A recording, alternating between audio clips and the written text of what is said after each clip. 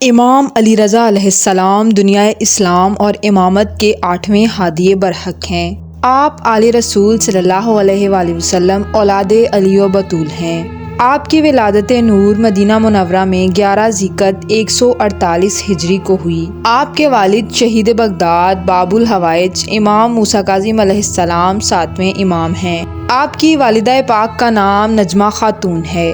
امام علی رضا علیہ السلام کا نام علی اور رضا آپ کا مشہور لقب ہے۔ آپ کی کنیت ابو الحسن ہے۔ امام علی رضا علیہ السلام کی حیات طیبہ بمثل آپ کے آباء و اجداد علم و حکمت، عصمت و امامت، عزت و عظمت، صبر و شجاعت، زہد و تقویٰ اور عبادت و اطاعت کی حامل تھیں۔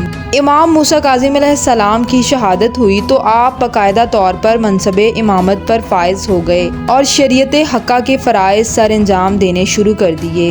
دور دور کے لوگ آپ سے مسائل پوچھنے آتے اور دینی و دنیاوی کاموں میں رہنمائی لیتے۔ امام موسیٰ کاظم علیہ السلام کے بعد تقریباً 10 برس ہارون رشید کا دور رہا۔ ہارون رشید کی آنکھ بند ہوئی تو اس کے دونوں بیٹے مامون اور امین کے درمیان سلطنت و حکومت کے لیے خانہ جنگی کے شعلے بھڑک اٹھے۔ بالآخر 4 سال کے بعد مامون نے امین کو ہلاک کروا دیا اور مامون کو کامیابی ہو گئی اور اس کی سلطنت تمام حدود بنی عباس میں قائم ہوئی۔ مامون کی سلطنت کے دوران عراق کی عرب قوم اور ارکان سلطنت مامون کی حکومت کو بھروسہ مند نہ جان سکے۔ یہ سب امین کے قتل کی وجہ سے ہی تھا کہ بنی عباس میں موجود ایک بڑی جماعت جو امین کی طرف سے تھی وہ بھی مامون کی سلطنت کو قبول نہ کر سکی۔ جب مامون نے یہ سب حالات دیکھے تو بڑی چالاکی سے اس نے اپنی شیعت و ولایت کے چرچے کرنے شروع کر دیے۔ اس کے علاوہ مامون نے اپنے بارے میں ایسی حکایات لکھوانا شروع کر دی کہ جس میں اس نے خود کو مظلوم تصور کر لیا۔ اس نے لکھوایا کہ جب امین اور میرا مقابلہ تھا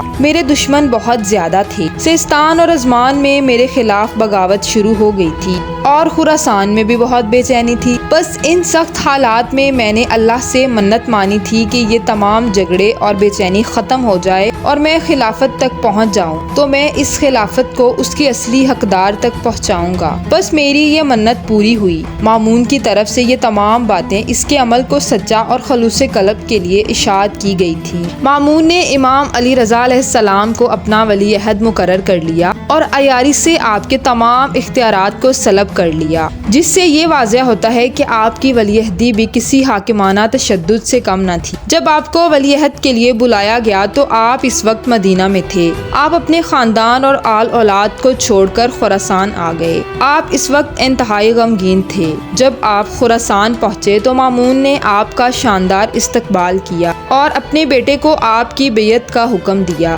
اس کے علاوہ دربار میں موجود اور بھی بہت سے لوگوں نے آپ کی بیعت کی۔ سلطنت کے ملازمین میں انعامات تقسیم کیے گئے۔ مامون نے حکم دیا کہ امام علی رضا علیہ السلام کے نام کا سکہ تیار کیا جائے۔ بس درہم و دینار پر آپ کے نام کا نقش تیار کروا دیا گیا۔ جمعے کے خطبے میں آپ کے نام لینے کی اجازت دے دی گئی۔ امام علی رضا علیہ السلام کی ولی عہدی کا آغاز ہوا تو لوگوں کے سامنے آپ کا کردار طیبہ ایک نمونہ عمل بن کر ابھرا۔ آپ علیہ السلام نے اپنی دولت سرا میں قیمتی قالین بچھوانا پسند نہ کیے، بلکہ سردی میں ایک ہلکا سا کمبل اور گرمی میں چٹائی کا فرش پسند فرماتے۔ کھانا سامنے آتا تو اپنے دربان اور تمام غلاموں کو بھی شریک فرماتے۔ آپ کے علم و حلم، تقویٰ و پرہیزگاری اور عبادت و اطاعت کی طرف دیکھ کر لوگ آپ کو ماننے لگے اور دن بدن آپ کے پیروکاروں میں اضافہ ہوتا گیا، جو مامون رشید کو بالکل نہ بھایا اور اس نے وہی خاموش حربہ استعمال کیا جو باقی تمام ظالم امراء کرتے رہے ہیں۔ اس نے آپ علیہ السلام کو زہر سے بھرے ہوئے انگور بھیجے۔ وہ زہر اس قدر تیز تھا کہ آپ علیہ السلام نے جام شہادت نوش فرمایا۔ مامون نے لوگوں کے سامنے آپ کی شہادت پر بہت غم و گریہ ظاہر کیا اور آپ کو اپنے باپ ہارون